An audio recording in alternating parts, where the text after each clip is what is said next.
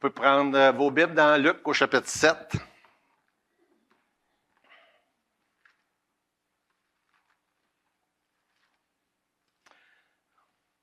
Mario parlait de miracles tantôt. On parle de miracles un matin aussi. On en voit plusieurs miracles pendant le ministère de Jésus sur la terre. Et on oublie des fois qu'il fait encore des miracles aujourd'hui. On ne les voit pas de la même manière. Ce n'est pas des manifestations aussi évidentes, certainement, que ce qu'on va voir ce matin. Mais Dieu, c'est le même Dieu. Il ne change pas. Il est le même hier, aujourd'hui, dans l'éternité. Puis il fait encore des miracles. Fait qu'on est toujours content d'entendre des témoignages comme tantôt. La dernière fois, on a justement vu un miracle. Et dans le chapitre 7, on est rendu dans le chapitre 7 de Luc. Qu'est-ce qu'on voit? C'est qu'il y a quelques manifestations de la compassion de Jésus qui se manifestent justement en répondant à des besoins là, criants de certaines personnes. Il avait guéri le serviteur du centenier. On a vu ça la dernière fois dans le début du chapitre 7. Puis là, on est rendu au verset 11. Je vais lire quelques-uns des versets là, dans Luc au chapitre 7. Le jour suivant, Jésus alla dans une ville appelée Nain. Ses disciples et une grande foule faisaient route avec lui. Lorsqu'il fut près de la porte de la ville, voici, on portait en terre un mort, fils unique de sa mère, qui était veuve. Il y avait avec elle beaucoup de gens de la ville. Le Seigneur, l'ayant vue, fut ému de compassion pour elle. Il lui dit, « Ne pleure pas. » Dire à une maman que son fils vient de mourir, ne pleure pas. Hein? Évidemment, sans savoir qu'est-ce qui va suivre. Il s'approcha et toucha le cercueil. Ceux qui le portaient s'arrêtèrent. Il dit, « Jeune homme, je te le dis, lève-toi. » Et le mort s'assit, se mit à parler. Jésus le rendit à sa mère. Tous furent saisis de crainte et glorifiaient Dieu, disant, « Un grand prophète apparut parmi nous, et Dieu a visité son peuple. » Cette parole sur Jésus se répandit dans toute la Judée, dans tout le pays d'alentour, et Jean fut informé de toutes ces choses par ses disciples, et ça va être une autre fois qu'on va regarder à la réaction de Jean. On va prier. Encore, Seigneur notre Dieu, on est content de pouvoir être dans ta présence, de pouvoir lire ta parole, l'ouvrir ensemble, l'étudier, la méditer, et combien on est reconnaissant de ta compassion. Compassion manifestée ici envers une dame qui est veuve, compassion manifestée au travers des âges pour tous et chacun d'entre nous qui sommes des pécheurs, en qui tu as démontré une si grande compassion. Merci Seigneur de cette compassion-là qui a mené Jésus à mourir sur la croix pour nous sauver. Je vais te prier que tu puisses toucher nos cœurs ce matin, s'il y a qui que ce soit qui n'a pas encore reçu par la foi le don merveilleux de la vie éternelle, que tu puisses toucher les cœurs. Et Seigneur, merci pour ta compassion et remplis-nous ce matin de cette compassion pour qu'on puisse nous aussi agir de même envers d'autres. Dans le nom de Jésus, amen. Fait qu'on est rendu au verset 11 et puis on l'a vu, Jésus démontre la compassion dans plusieurs des histoires dans le Nouveau Testament, comme ça l'était envers le serviteur du centenier la dernière fois. Puis ici, ça nous dit d'entrée de jeu au verset 11, le jour suivant. Ça vient juste d'arriver, là. Qu'est-ce qui s'est passé à Capernaum? Le jour suivant, Jésus se dirige vers Nain. On nous dit qu'il y a environ 40 kilomètres entre les deux villes, ce qui veut dire une bonne journée de marche. Hein? 40 kilomètres, là, je ne sais pas comment vous marchez vite. Moi, de ce temps-là, je marche vraiment pas vite, mais on peut dire peut-être 5 km à l'heure, je ne sais pas là, si c'est raisonnable, mais on comprend à peu près une journée entière. Et comme c'était la coutume à cette époque-là d'enterrer des morts la journée même qui décédaient, Jésus part le matin de Capernaum, il arrive vers la fin de la journée à Nain. Et ça veut dire qu'il arrive quand la même journée que ce jeune homme-là était décédé. Mais c'était rendu vers la fin de la journée. on ne nous dit pas rien au sujet du fait que Jésus avait été mis au courant d'avance, on ne sait pas. Probablement pas de tout ce qu'on peut savoir, mais que juste en entrant dans la ville, le cortège funéraire est en train de sortir. Est-ce que c'est un hasard? Non, ce n'est pas un hasard.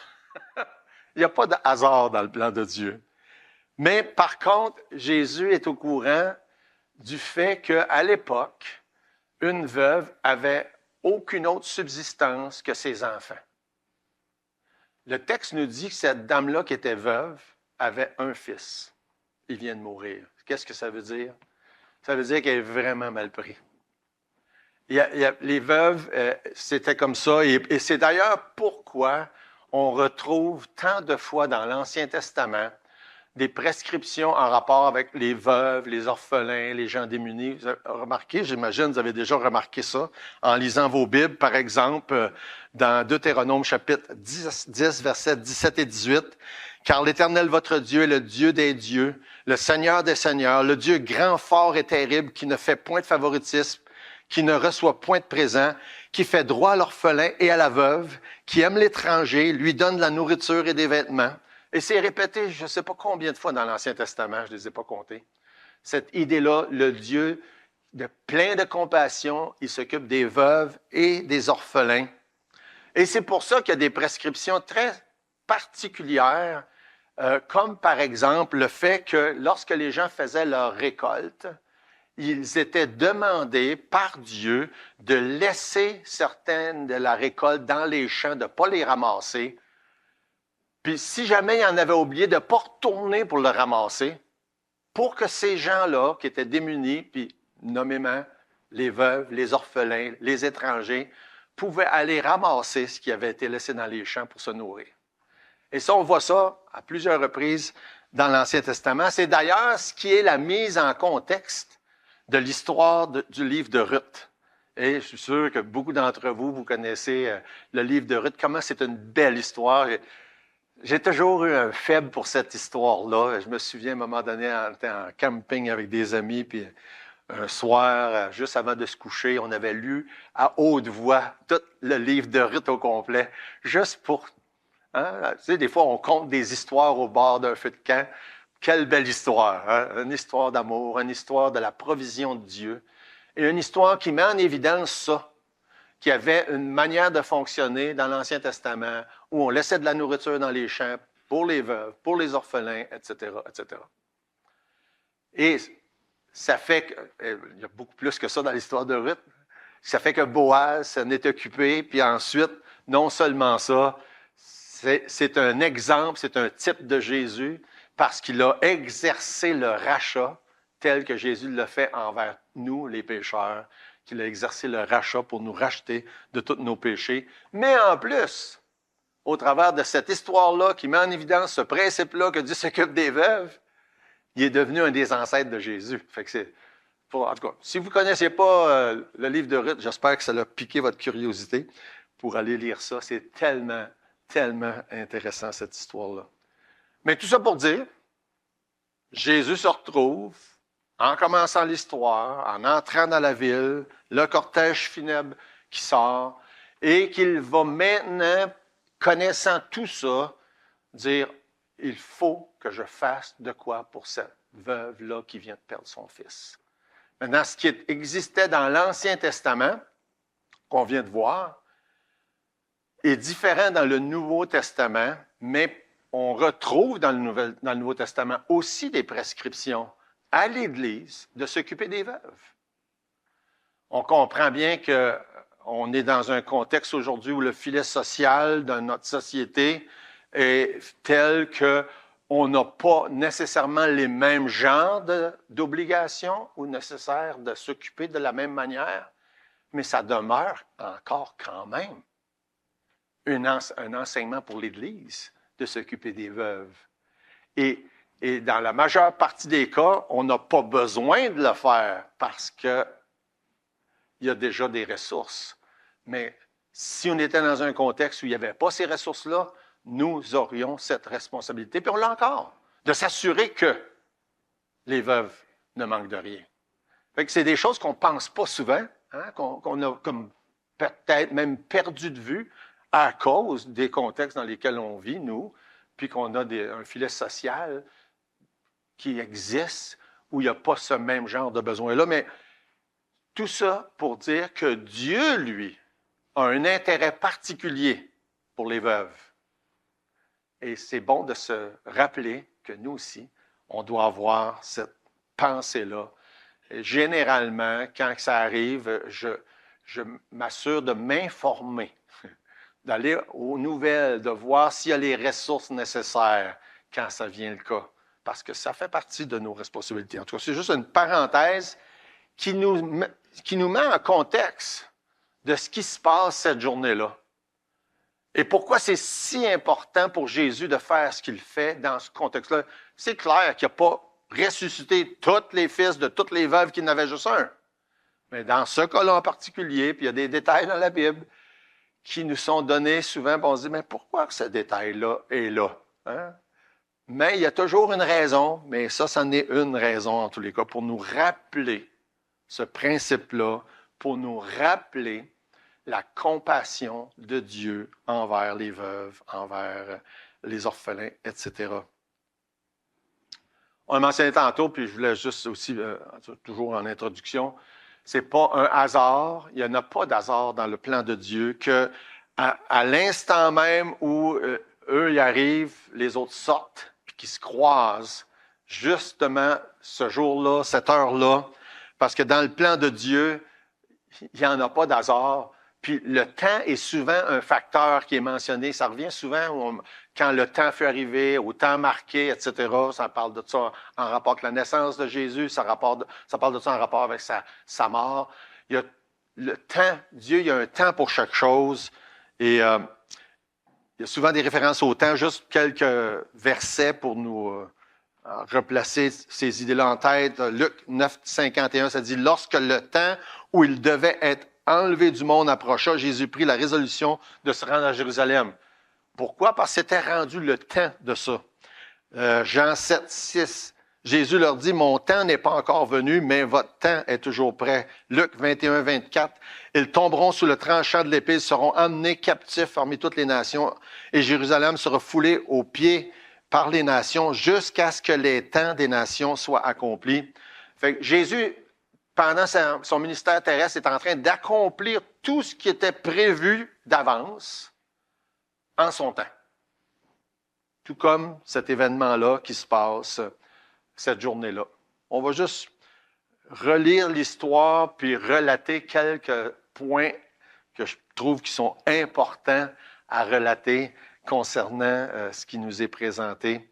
Versets 11 et 12. Le jour suivant, Jésus alla dans une ville appelée Naïn, ses disciples, et une grande foule faisait route avec lui.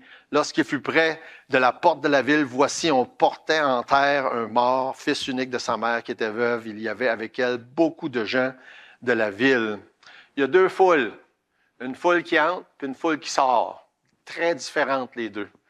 Très différentes dans leur disposition. La foule qui suit Jésus se réjouit parce qu'il vient juste de faire un miracle. Il vient de guérir le serviteur du centenier dans une autre ville, à Capernaum. Ils sont remplis de joie, remplis d'espoir, remplis d'excitation de ce qu'ils viennent voir Jésus faire. La foule qui sort de la ville, c'est tout le contraire. Triste, en train de pleurer, un fils qui vient de mourir. Il n'y a pas grand-chose de plus triste que ça, de perdre un enfant. Hein? Ceux qui ont eu à passer au travers le savent. Ceux qui n'ont pas eu à passer au travers, on l'a vu dans la vie de d'autres personnes. C'est triste. Et on peut juste imaginer, quand on ne l'a pas expérimenté, ce qui se passe cette journée-là. Puis tous les amis puis la foule qui sont avec elle sont dans un état de tristesse immense. Une foule remplie d'espoir, l'autre foule remplie de désespoir. Il y a beaucoup de différences entre les deux. Une foule qui se dirige vers la cité, puis une foule qui se dirige vers le cimetière. Et quand on pense à ça, ces deux foules-là illustrent toute la population du monde entier, d'un bord ou de l'autre. On fait partie d'une des deux foules ou on fait partie de l'autre. Question pour vous ce matin, de quelle foule vous faites partie? Celle qui est remplie d'espoir, de joie, parce qu'on a la confiance que Jésus a la puissance de guérir des malades, de ressusciter des morts, ou on est dans le désespoir parce que notre seul espoir, c'est le cimetière.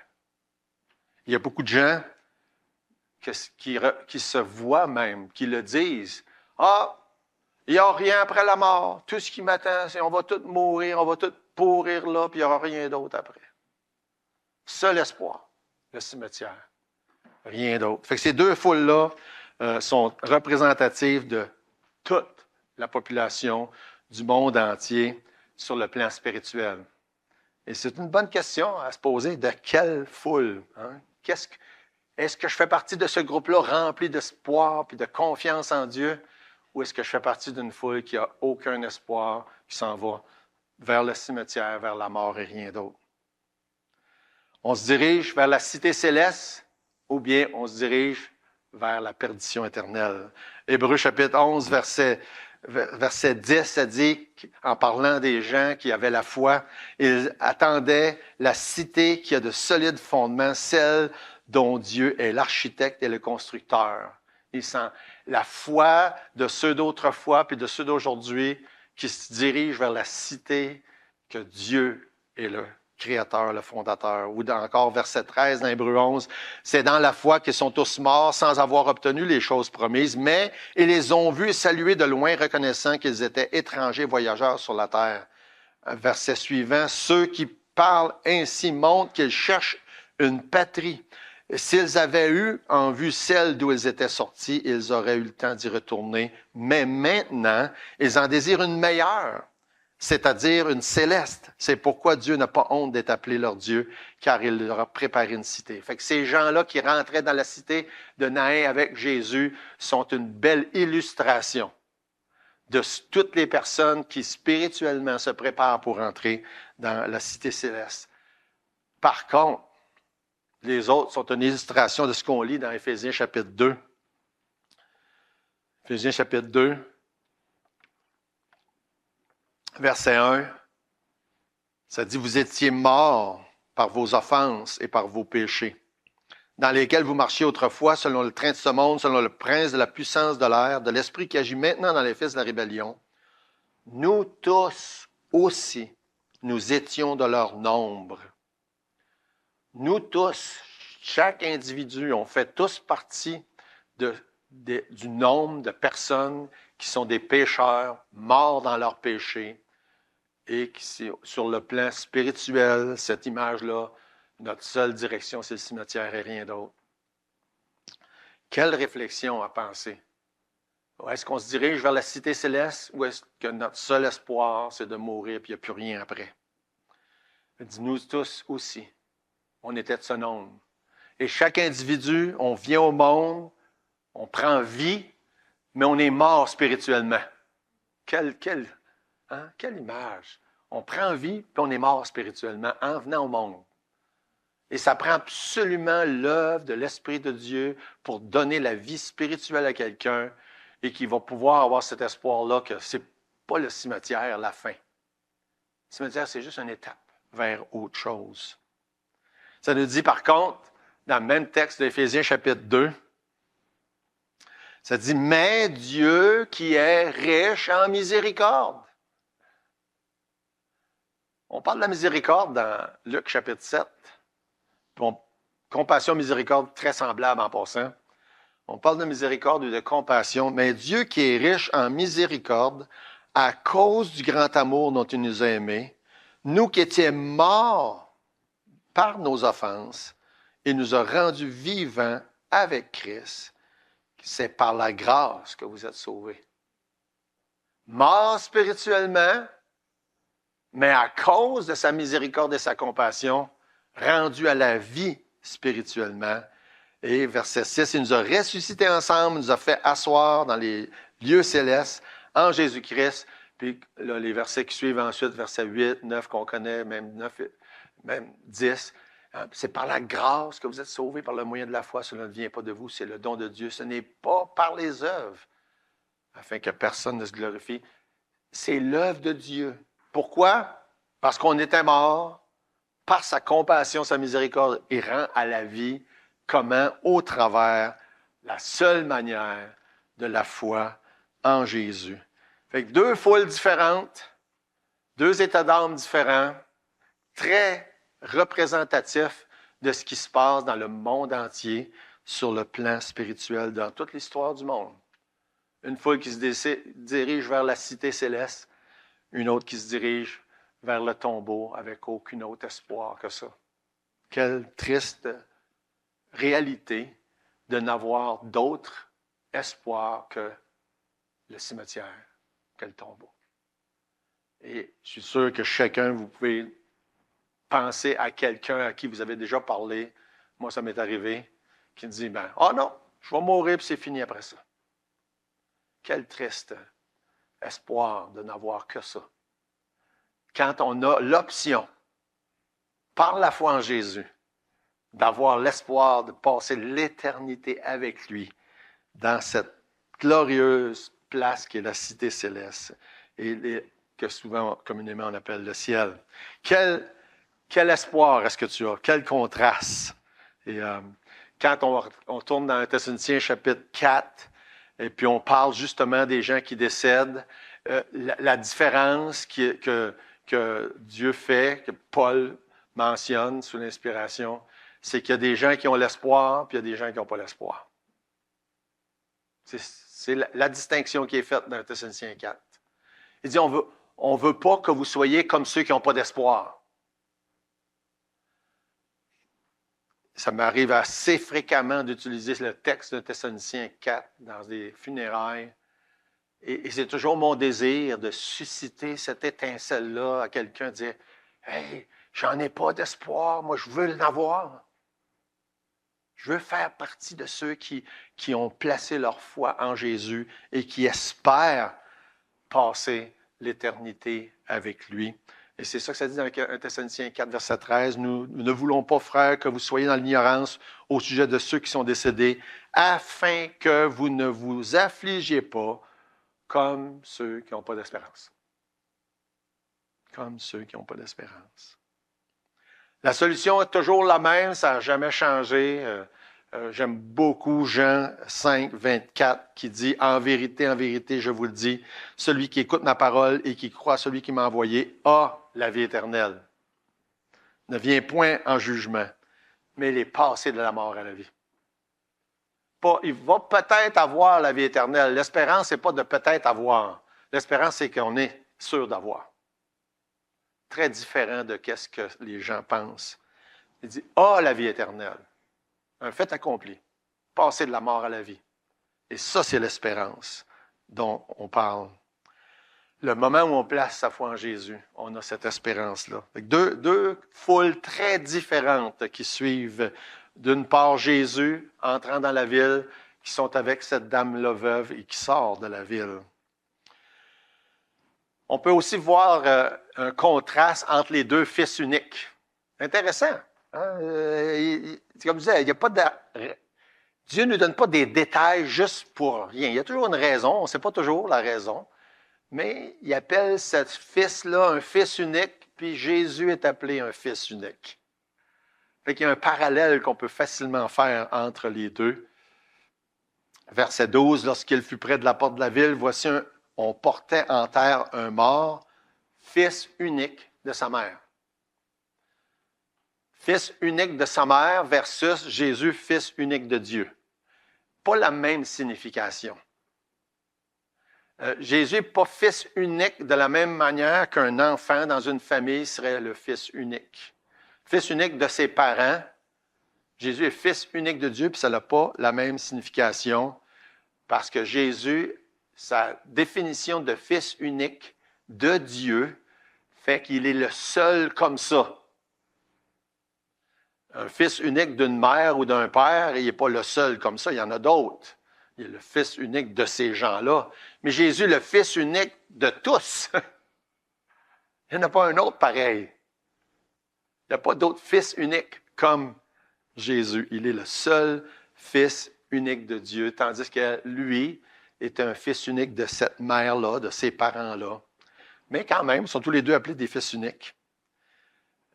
Jésus étant le Fils unique venu du Père, c'est une des manières qu'on en parle justement dans Jean chapitre 1, verset 14. Ça dit, la parole était faite chair, elle habitait parmi nous, pleine de grâce et de vérité. Nous avons contemplé sa gloire, une gloire comme la gloire du Fils unique venu du Père. Et Jésus, en tant que Fils unique, est unique de plusieurs manières. Et une des manières, c'est qu'il était déjà Fils unique avant de venir au monde. Et ça, c'est particulier. Jésus existait déjà avant de venir au monde. Dans l'éternité passée, Jésus existait en tant que personne de la divinité. Et comme ça nous est bien expliqué dans Jean chapitre 1, dans Philippiens chapitre 2, il s'est fait chair. Il est venu au monde, il a pris forme, il est venu au monde comme un enfant. Il est né physiquement à un point donné dans l'histoire, mais il existait déjà. Fait que c'est très, très différent. Fait qu'il a appelé fils unique, pas la même signification. Dans Jean 1, toujours, ça dit, personne n'a jamais vu Dieu. Le Fils unique, qui est dans le sein du Père, est celui qui l'a fait connaître. Intéressant comme manière de le dire.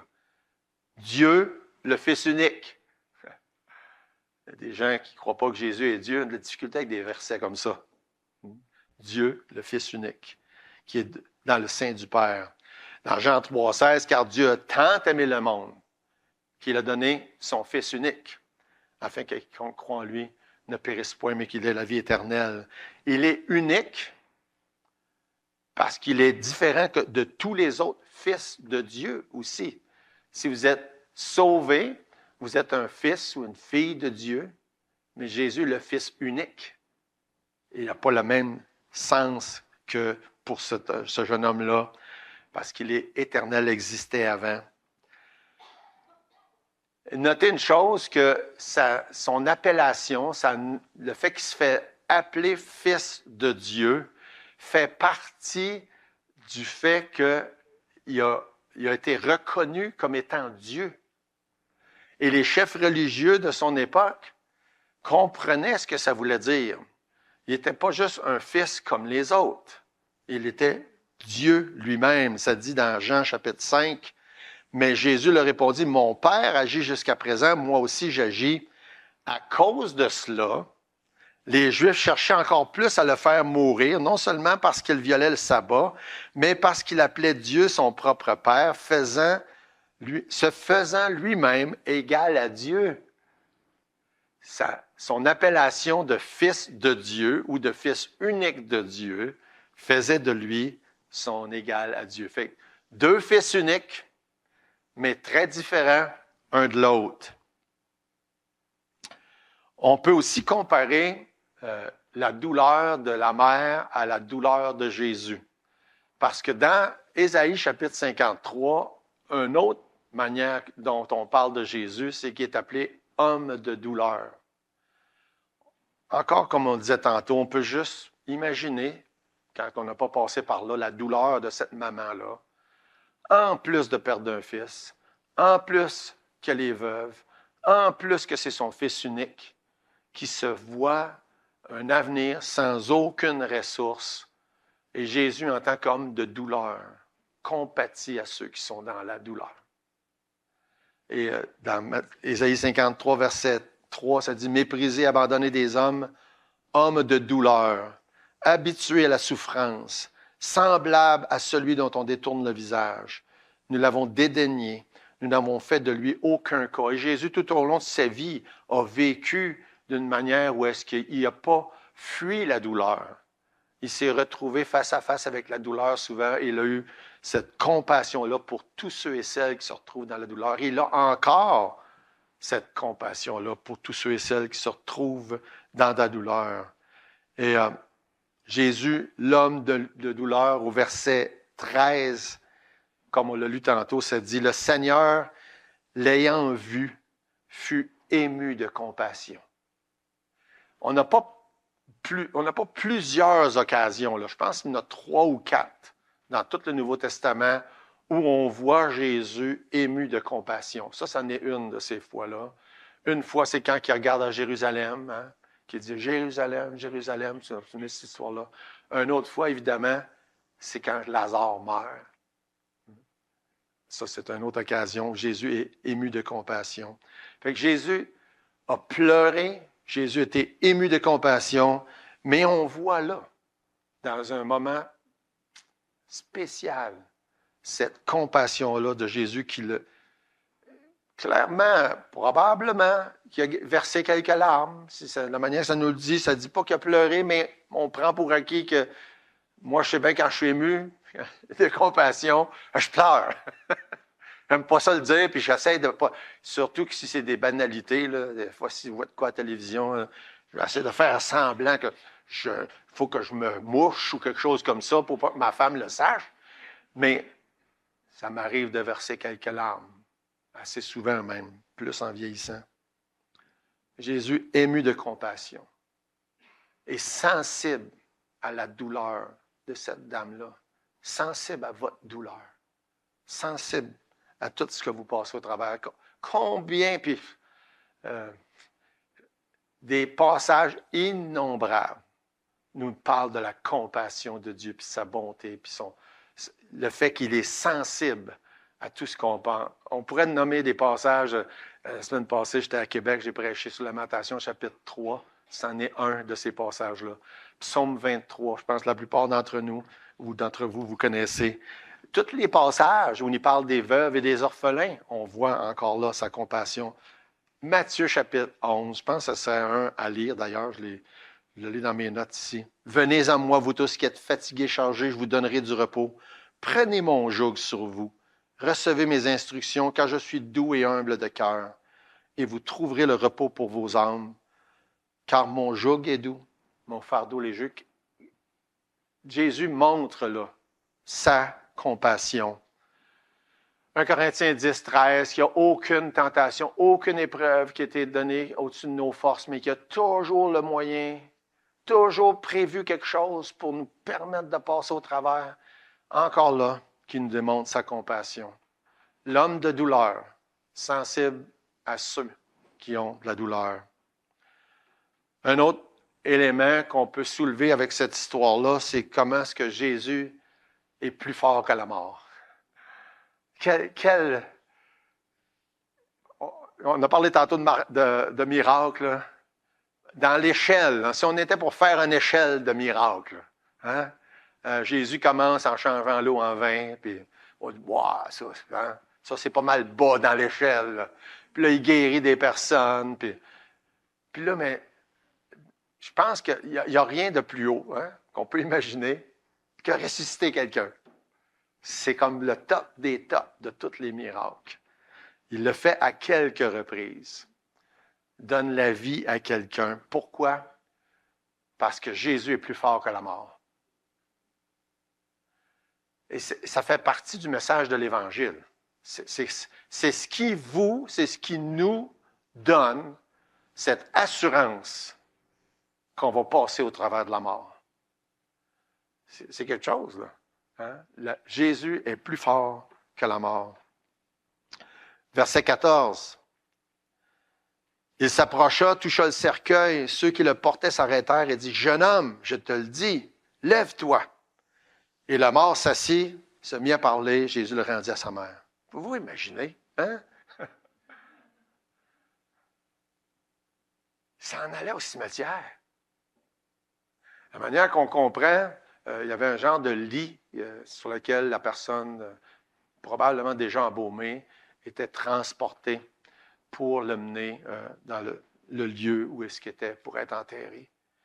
Et selon les prescriptions de la loi, un enfant de Dieu dans l'Ancien Testament n'avait pas le droit de toucher un mort parce qu'il devenait impur.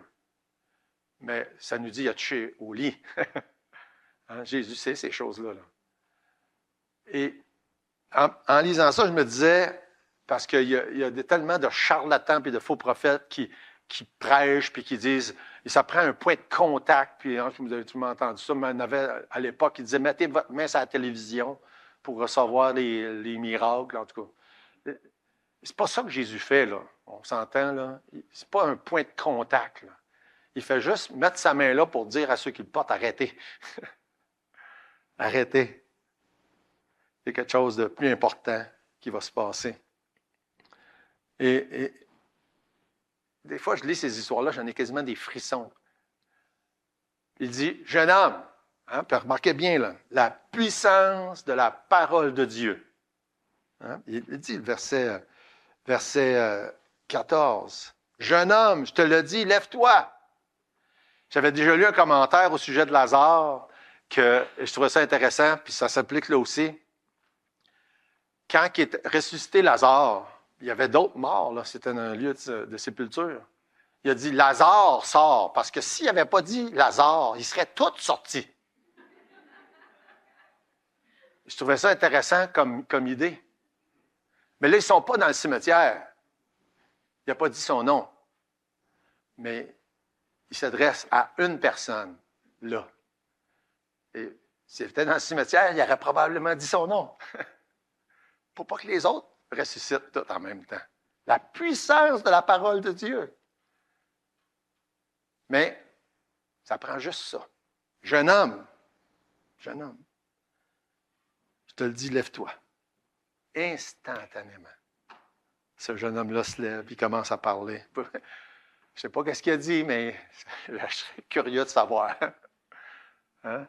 Je serais curieux de savoir qu'est-ce qui s'est passé dans les heures là, entre. À quelle heure du jour il était décédé, je ne sais pas. Mais...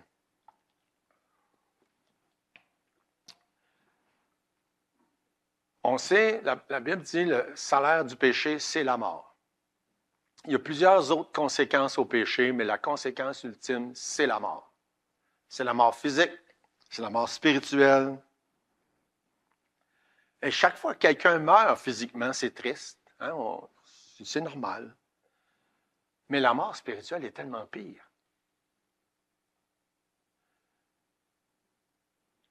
La mort physique, c'est un point dans le temps de quelqu'un qu'on connaît, quelqu'un qu'on aime, ou un ami, un proche. Mais la mort spirituelle est la réalité de tous les gens qu'on croise qui ne sont pas sauvés. Ce n'est pas un point arrêté dans le temps, mais c'est continuel. Excusez, ça va être un point arrêté dans le temps lorsque cette personne-là meurt physiquement et qui n'était pas sauvée. Là, sa mort spirituelle va durer pour toute l'éternité. Fait que la mort physique est toujours un rappel de la réalité de la mort spirituelle. 2 Thessaloniciens, chapitre 1, certainement là pour nous faire réfléchir sur ce sujet-là.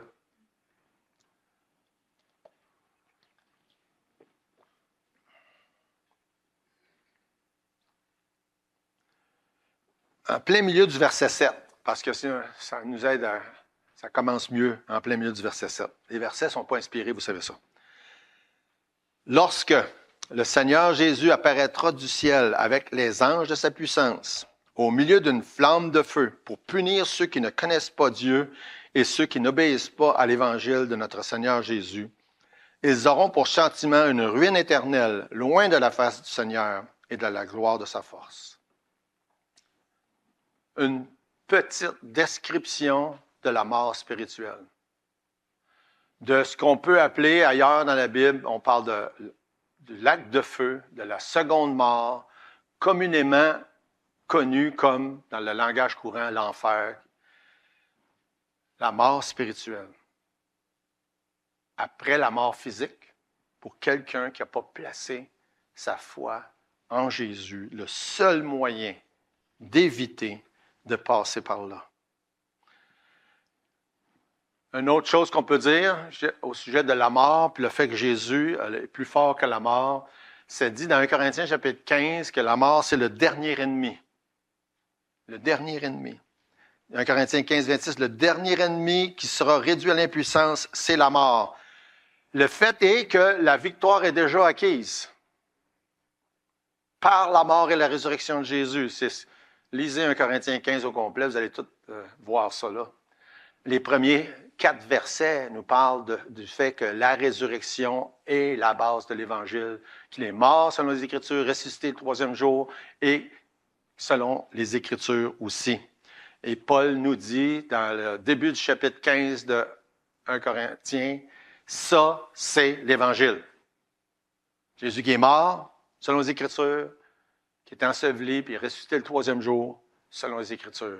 Et c'est pour ça qu'il y a tant d'emphase de mis dans 1 Corinthiens 15, puis ailleurs, dans le fait, par exemple, dans Romains chapitre 10, verset 9, ça dit « Si tu crois dans ton cœur que Dieu l'a ressuscité des morts, et si tu confesses de ta bouche, tu seras sauvé. » Fait que croire, mais pas juste croire que Jésus est mort, mais aussi qu'il est ressuscité.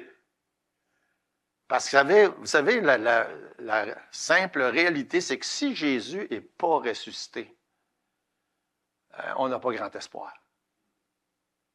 On n'a pas du tout d'espoir. C'est ce qui fait toute la différence. Il a vaincu la mort. Fait que la résurrection fait partie du message de l'Évangile, c'est une partie intégrale. Et c'est pour ça qu'un Corinthiens 15, dans les 58 versets du chapitre 15, il y a tellement de belles choses là. Je vous encourage à le lire, à le méditer. Juste tourner au verset 54, ça dit « Lorsque ce corps corruptible aura revêtu l'incorruptibilité, que ce corps mortel aura revêtu l'immortalité, alors s'accomplira la parole qui est écrite. La mort a été engloutie dans la victoire. » La victoire est déjà acquise, mais pas encore engloutie. Mais à la toute fin, quand Dieu, à l'enlèvement de l'Église, la résurrection des personnes sauvées, corps transformé pour ceux qui sont encore vivants, corps transformé pour ceux qui étaient déjà morts. Mort englouti, il n'y en a plus de mort après ça. Ça, c'est le plan de Dieu pour les choses qui s'en viennent. Parce que la mort, c'est le dernier ennemi. L'ennemi, là, il fait encore son œuvre. Là. Le dernier ennemi, c'est la mort. Ouais, Jésus est le seul qui peut donner la victoire sur cet ennemi-là. Je lis dans Hébreux chapitre 2, versets 14 et 15. « Ainsi donc, puisque les enfants participent au sang et à la chair, il a également participé lui-même, afin que par la mort, il rende impuissant celui qui avait la puissance de la mort, c'est-à-dire le diable. Ainsi, il délivre tous ceux qui, par crainte de la mort, étaient toute leur vie retenus dans la servitude. Il délivre ceux qui avaient peur de la mort, puis ceux qui n'avaient pas peur aussi, là. Parce qu'il y a des gens qui disent qu'ils n'ont pas peur de la mort, mais ils devraient avoir peur. Parce que la seule manière d'en être délivré, c'est de placer sa foi en Jésus, qui, lui, est le seul qui a vaincu la mort. Et il y a quelques exemples de ça dans le Nouveau Testament, dans l'Ancien Testament aussi, qui nous confirment, qui affirment que Jésus a la puissance sur la mort. Comme cela, le verset 14, on l'a lu tantôt, il s'approcha, toucha le cercueil, ceux qui le portaient s'arrêtèrent. Le jeune homme, je te le dis, lève-toi. Puis c'est ce qui est arrivé, sur le champ, sur le coup. Et ce jeune homme-là est ressuscité d'entre les morts. La puissance dans la parole de Dieu. Et ça devait être extraordinaire de témoigner ça. Et un jour, si vous avez placé votre foi en Jésus, vous allez expérimenter ça. Ça va être quelque chose. La réaction, ça nous dit dans les versets qui suivent, là, je vais juste retourner dans mon texte. La réaction, verset 15. Le mort s'assit, se mit à parler, Jésus le rendit à sa mère. Tous furent saisis de crainte et glorifiaient Dieu, disant, un grand prophète apparut parmi nous et Dieu a visité son peuple. Puis cette parole sur Jésus se répandit dans toute la Judée, dans tout le pays d'alentour. Quelle histoire remplie d'espoir et de compassion. Une compassion qui dépasse la compassion qu'on pourrait avoir dans n'importe quelle autre occasion. Mais Jésus, sachant la condition de cette dame-là, veuve, plus personne, décide ce jour-là de ressusciter son fils. Et une vraie belle histoire pour nous parler de l'espoir de quiconque place sa foi en Jésus peut un jour avoir la certitude de passer aussi au travers de la mort.